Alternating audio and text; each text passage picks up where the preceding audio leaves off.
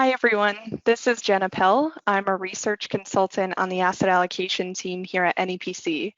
I'm really excited to introduce a new series called Topic Talks, where we'll be providing some context and thoughts on an interesting and sometimes topical area of capital markets each quarter. For our inaugural topic, we'll be talking through what a K-shaped economy means, where we've seen some evidence of this K-shape take hold, and some potential economic implications this might have. So we'll start by defining the K-shape. Generally speaking, economists use letters of the alphabet to describe the shape of an economic recovery after some type of major economic shock. The recovery alphabet typically includes letters such as V, U, W, or L, and that shape is just referring to the shape that you'd see in a line plotting GDP growth following a disruption. So for example, the recovery can, happen quickly and robustly in the case of a V shape, where we get back to trend growth rates more quickly, or maybe instead of that robust recovery, there's that same sharp decline in GDP from the disruption, but growth remains relatively stagnant for a period of time, as you'd see with an L shape, more of that flat line.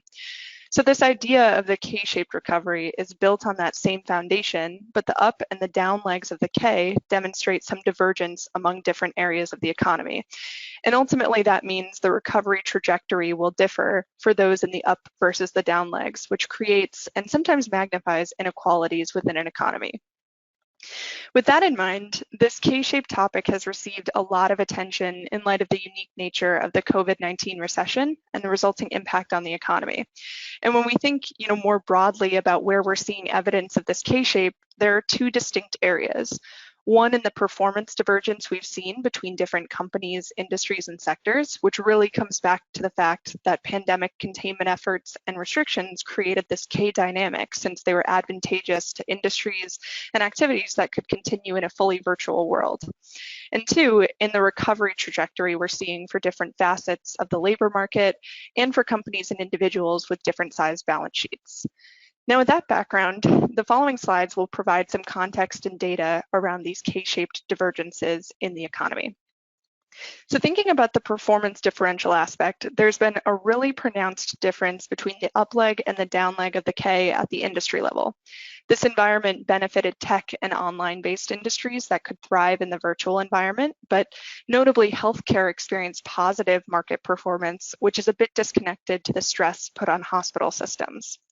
But for every positive impact this has had, you could name, just as many industries that have really struggled and continue to be negatively impacted by some restrictions and lingering changes in consumer spending and behavior. And so those are listed on the right side of the screen.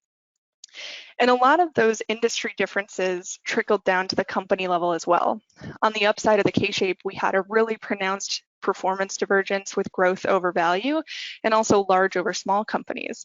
We pretty much saw the biggest, most well-capitalized companies in the US experience tremendous earnings and revenue growth throughout the pandemic. And in many cases, these companies were seamlessly able to transition their operations and business models and thrive in the virtual environment almost overnight. That said, since the start of 2021 with the vaccine rollout underway, we've seen small cap equity indices outperform large, so this differential has lessened a bit. And then on the down leg of the K, small businesses have really struggled, leading to this large increase in the number of permanently closed businesses.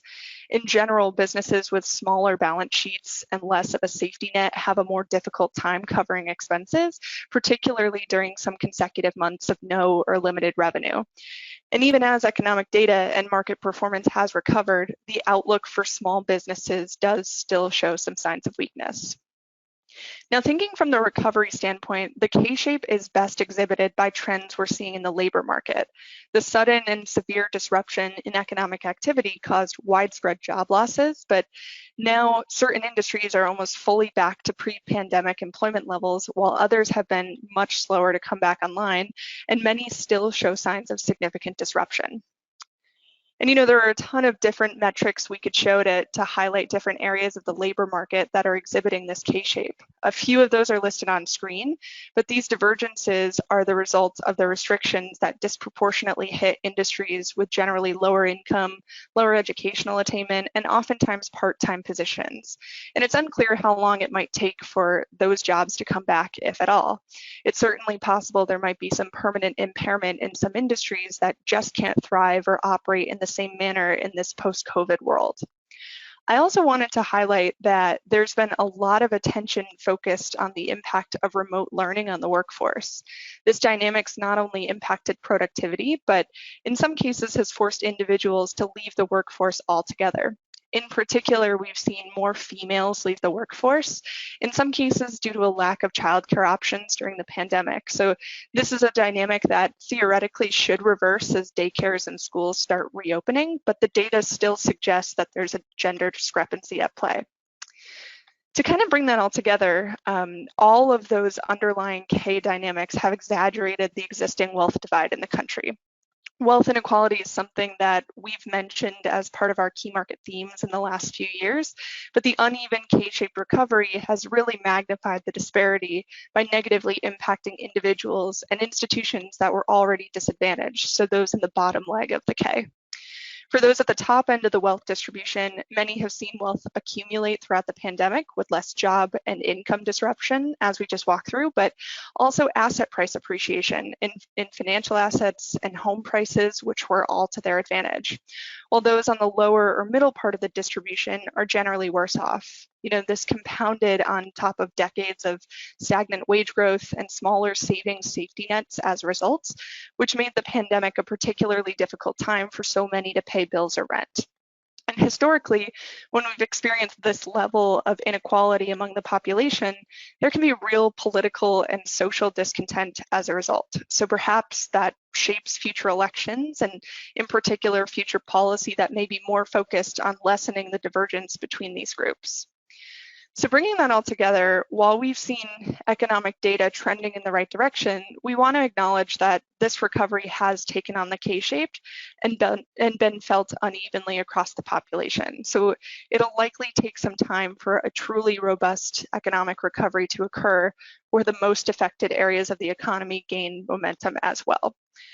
With that, we'll conclude our first recording in the Topic Talk series. Thank you so much for tuning in.